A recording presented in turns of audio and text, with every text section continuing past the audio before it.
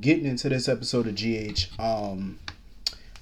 honestly, when it come down to Sonny getting involved in the Carly and Drew situation, I'm on the fence about it because on the one hand, I think Sonny should back out of this. I think he should just let the chips fall where they may, let Carly handle this on her own. You know what I mean? But on the other hand, I'm the type of person I respect loyalty.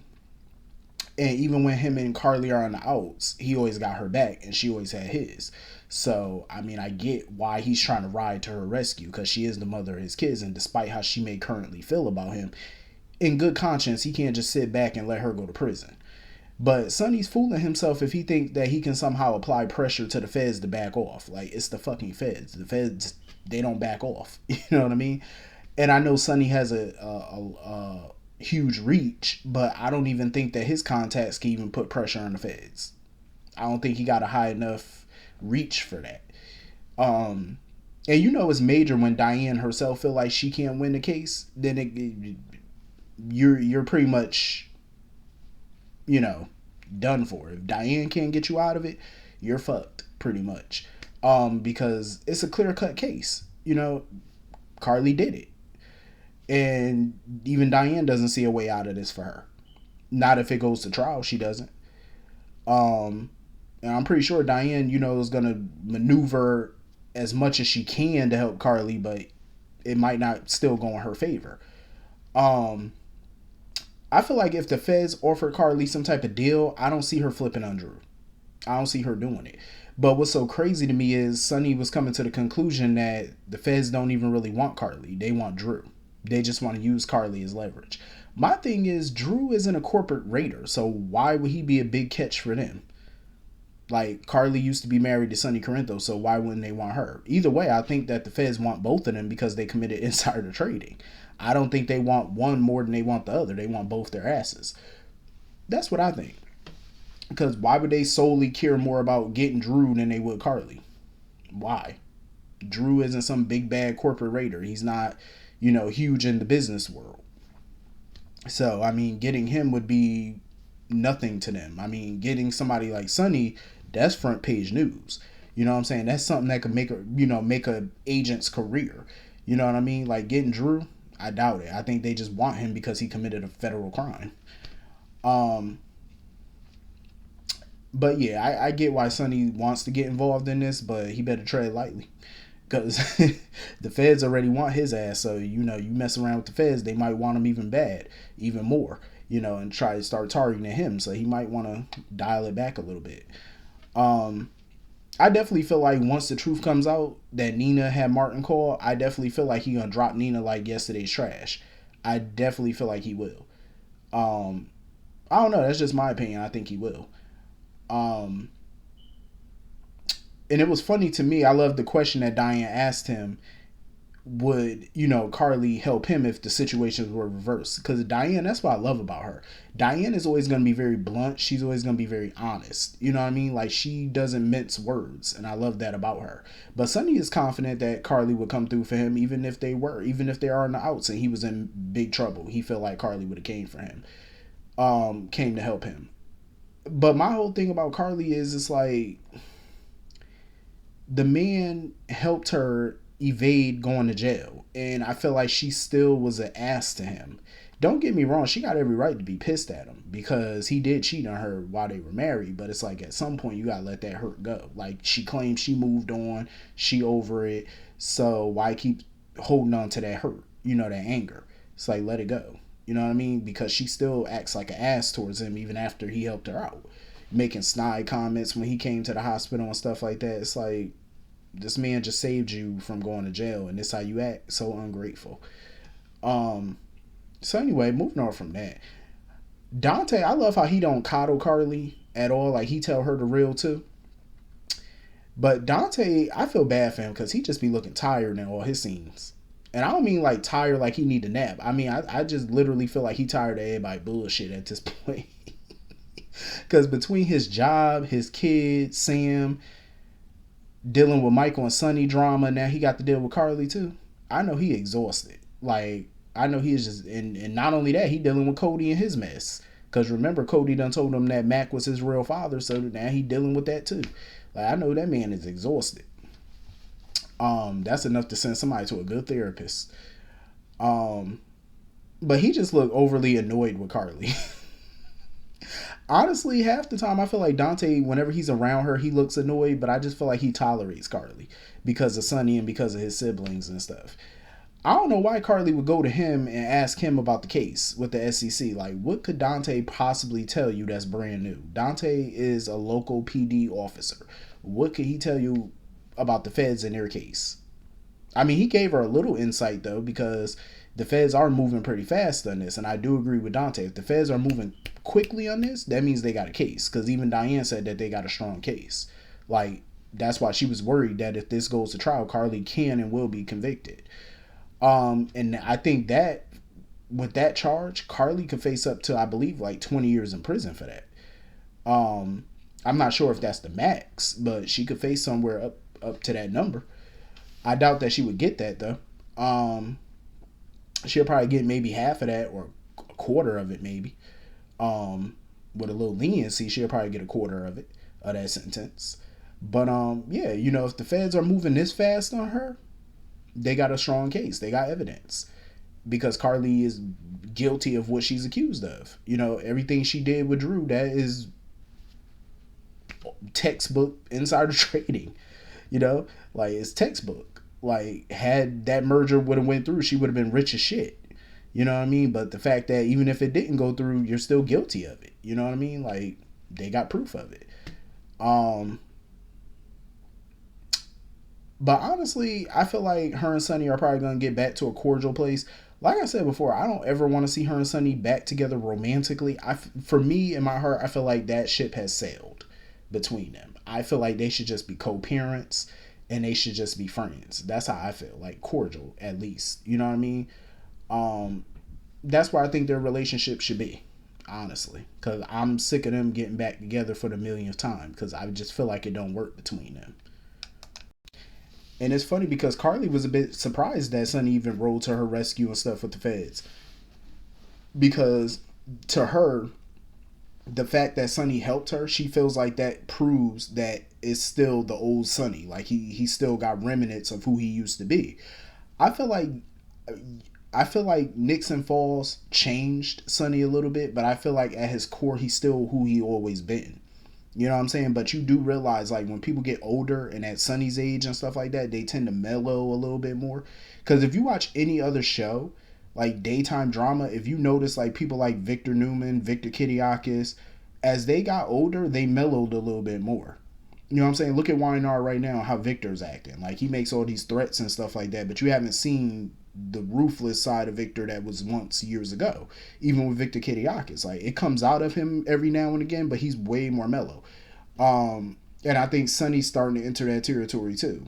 And being in Nixon Falls and going through what he went through, it does change you a little bit. But he's still the Sonny of old.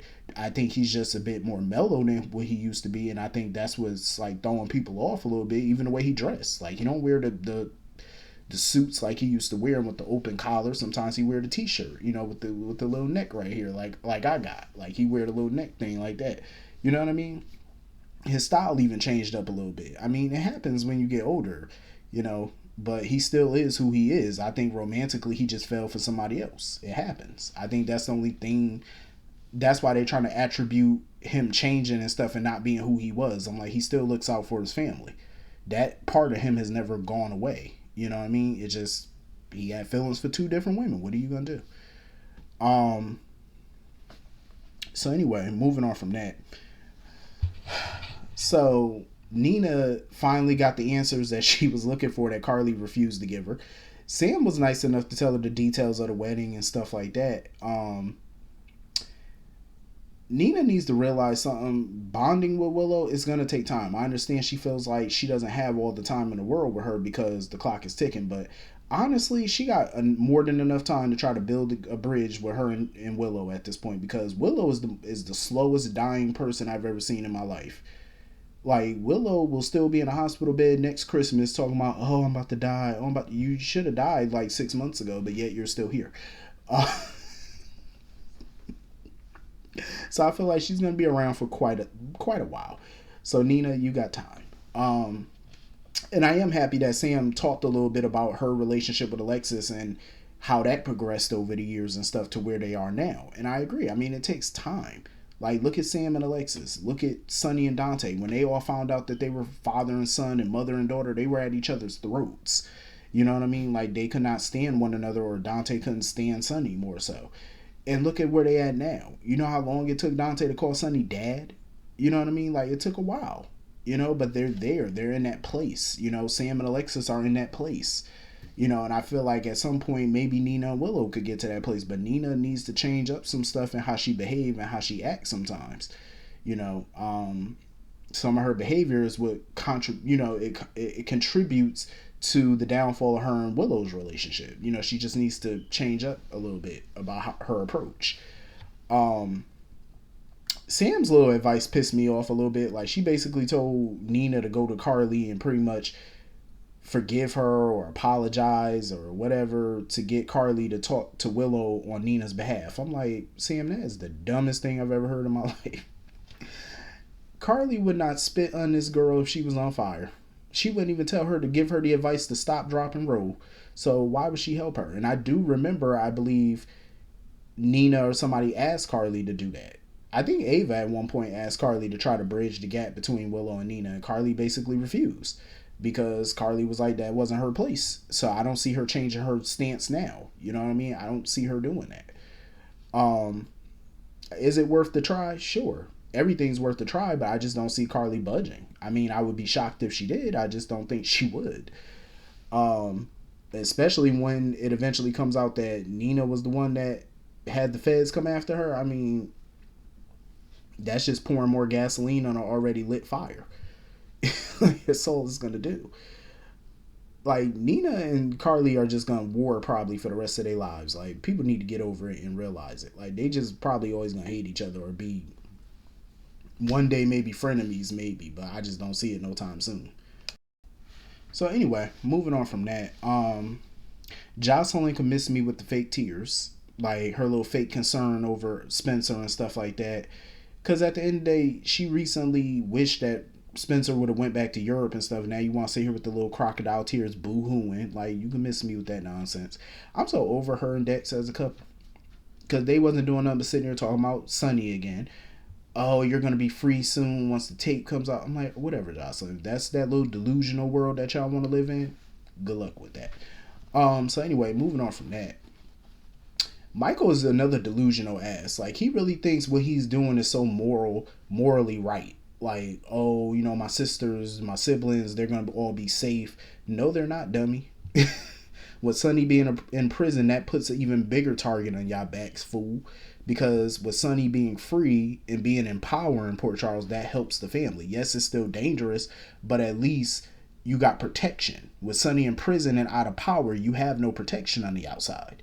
You know what I'm saying? Like, him weak in prison, you have no protection. Because here's the thing, it's called a cycle. Whenever the cops bring down one kingpin, another one rises.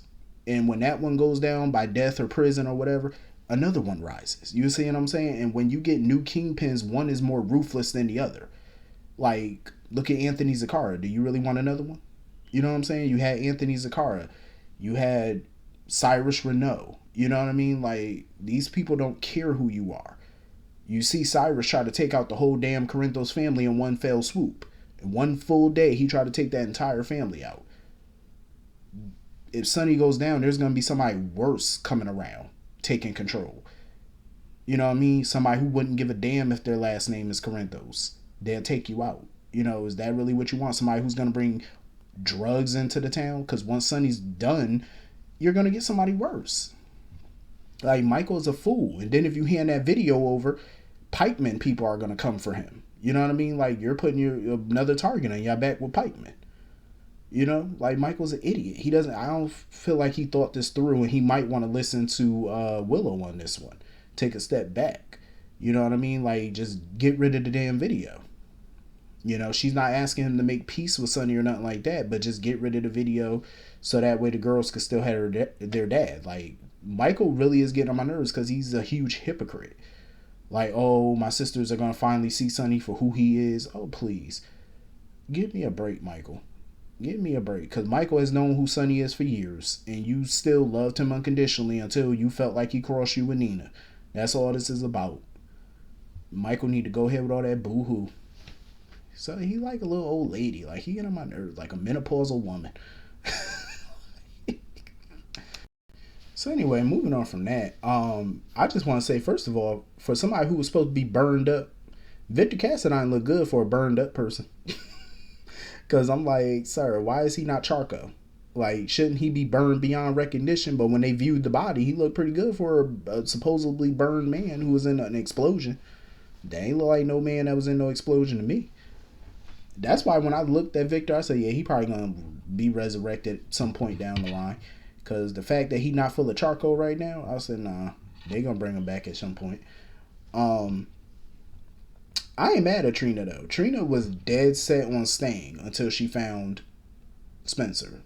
Like, Trina was all about her man. I love that little conversation she had with the baby, how she said Spencer was a pain in the ass. I said, that's true. I was thinking to myself, I said, yeah, that's true. He is a pain in the ass, Trina, but he's your pain in the ass. But that's dedication and that's love, though, because she just knew in her heart that boy was not dead. She knew. And the mere fact that they only found one body in the wreckage, she knew. She was like, nah, he not dead, and she ain't going nowhere. Like, Valentine literally had to do a lot of convincing for her to go. You know, he had to talk it up. Like, listen, your family waiting on you. We got to go back home. The family, you know, your mom, everybody waiting on you to come back. We can't stay here. We got to go. I'm actually quite surprised that Laura even allowed Valentine to hold the baby, seeing as how this man 5 minutes ago just had some poison in him that was contagious. Even though he got the antidote and stuff like that, I still wouldn't want him breathing his little contagious breath all over a baby. Like, I'm just saying, like, Valentine handing that child off to somebody else. But it was funny though, watching Spencer come out from them rocks and the looks on everybody's face, and I love the way Trina ran towards him and just jumped all up on him and stuff like that. Like, she just mauled that boy. I'm like, see, the way she did that, that's love right there. That is pure love. Like, Laura was ecstatic, of course, to know that her grandson wasn't dead. I thought that was a beautiful reunion. Honestly, I did. I loved it. I had a feeling Spencer wasn't dead, because I was about to say they ain't gonna kill no Spencer. But anyway, that was pretty much the whole episode. Hit the comment section, let me know what you all thought, and I will see you all later. Peace.